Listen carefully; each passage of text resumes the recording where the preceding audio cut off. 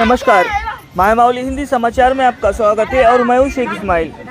बेला मंडल के टाकली गांव में नवरात्रि उत्सव बड़े धूमधाम से मनाया जा रहा है। देवी का पिंडाल जगमगाती लाइटों से सुंदर नजर आ रहा है।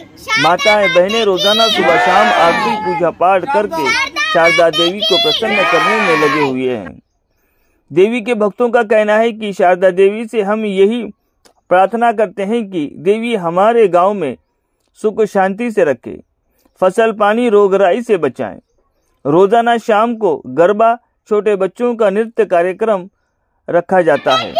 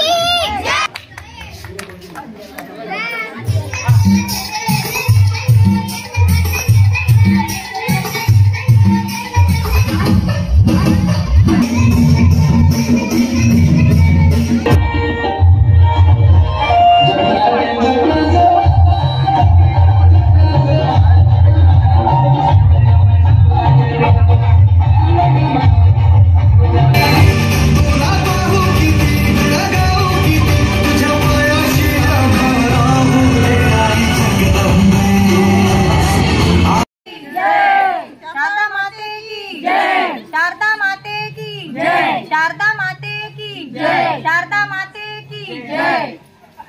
टाकळी मंडळ बेला जिल्हा आदिलाबाद टाकळी गावामध्ये 22 ते 24 वर्ष झाले देवी बसवत आहे आणि पूर्ण कार्यक्रम 9 दिवस राहते।